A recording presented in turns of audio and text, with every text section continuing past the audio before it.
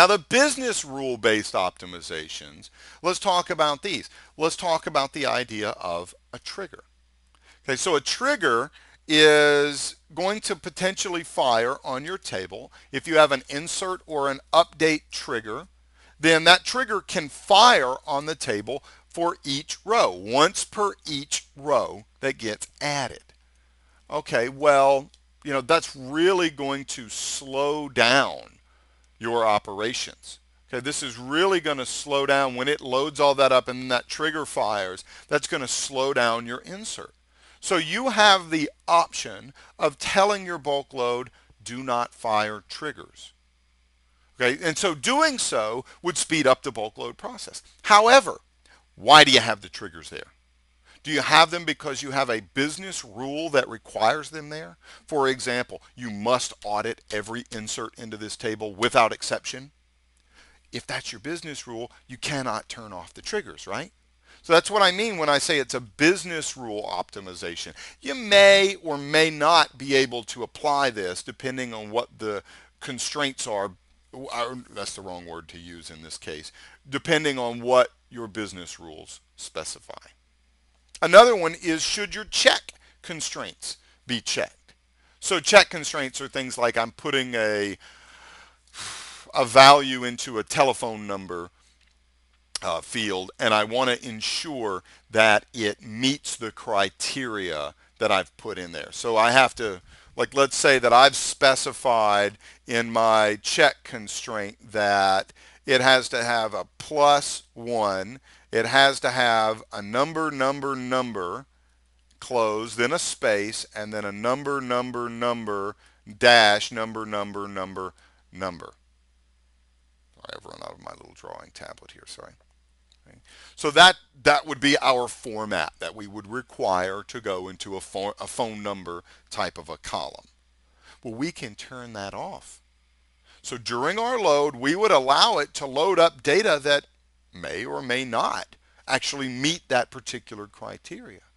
And then after the load, now we would have data potentially in our table that didn't really fit. So is that acceptable to you? Do you want to turn off the check constraints? Because I don't know how much you know about check constraints, but if they are enabled and you tried to load up a row that had data that didn't map to that particular format, it would be rejected. You would not be allowed to load that row. So you've got to know whether or not, business rule wise, you're allowed to turn off your check constraints. Just so that everybody's clear, these check constraints are truly, as I said, check. Okay? That's why I put check in uppercase here. This is not foreign key or primary key. You can't turn off primary key and foreign key checking. This is purely for the type of constraint called a check constraint. Okay? So if we turn these off, then it's going to perform faster. But can you? I don't know. Depends on your business rules. Now, I will say, let's finally close with this here at the end here.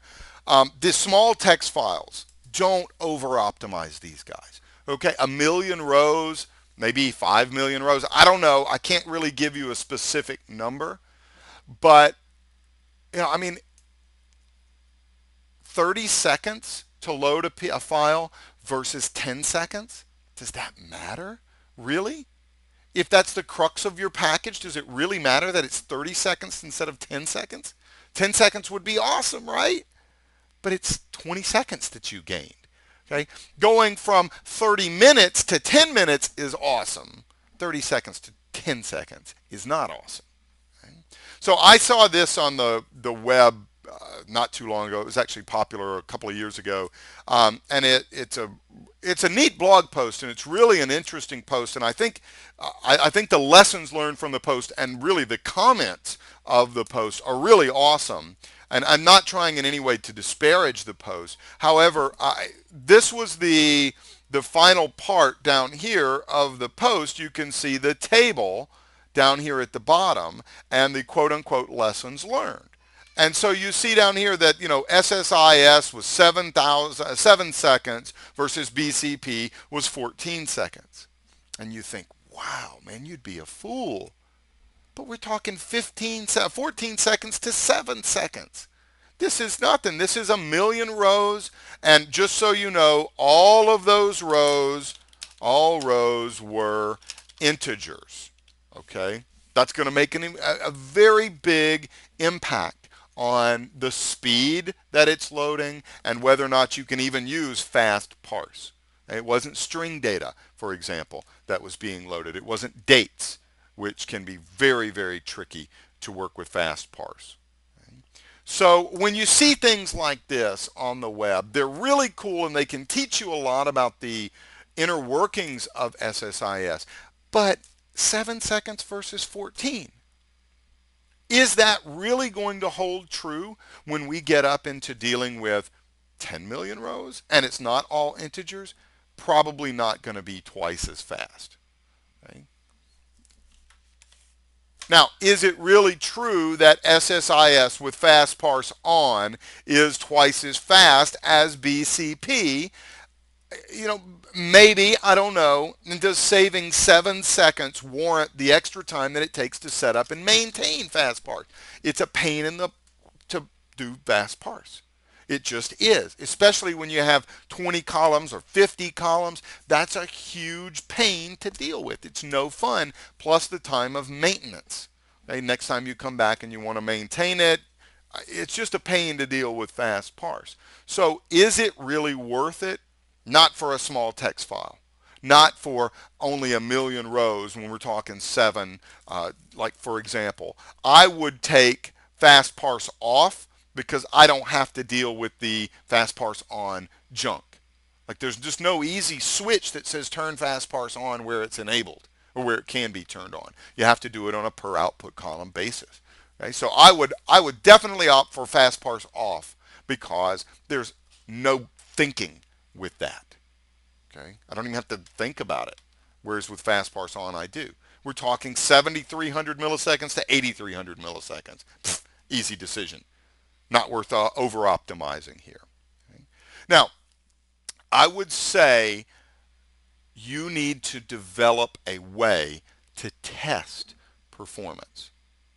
Okay, so charts like this make it seem like, oh, it's a no-brainer. You should always use SSIS with fast parse on because even if I'm comparing bulk insert or open row set, which by the way, you would bulk insert is the bulk insert task. Open row set was the execute SQL task with the open row set. If I'm comparing that, oh my gosh, that's what 40% improvement or something like that. You need to test it. Don't let some guy on the web who just loaded up integers because it was the easiest thing to do completely decide what your way of doing things is. The guy that wrote this, genius, absolute. His name is Miladin, is absolute SQL genius. I love reading his blog. I love reading his books and articles. However, you have to take this stuff with a grain of salt. It's a good guide. It probably will hold somewhat close to true when you start doing your testing, but it's within a given set of test parameters. So just make sure when you look at things like that, whether they come from me or great SQL Server luminaries in the world, it doesn't matter. Take it with a grain of salt and look at it and think 7,300 seconds versus 8,300 seconds? I mean, really? That's what we're optimizing to? Okay, show me something that's over 20 minutes or over 30 minutes. And then, maybe I'll have some lessons learned from something like that. Okay? Now, speaking of doing that exact type of thing, there's a really good article that I've linked to here. It is how the SQL Server team was able to load a terabyte of data into SQL Server using SSIS in 30 minutes. So if you really want to read some more information, I did put that link. I know there's not an easy way to pass that to you, but just you could type that into your browser and find that information. Now, speaking of testing, I want to show you how in the next video, really the next couple of videos, how to set up your own test scenarios. So this is actually going to be really good takeaway information. I'm going to show you how you can test each and every scenario quickly, repeatably, and do this easily and figure it out on your own using your own text file. So I'll see you in the next video.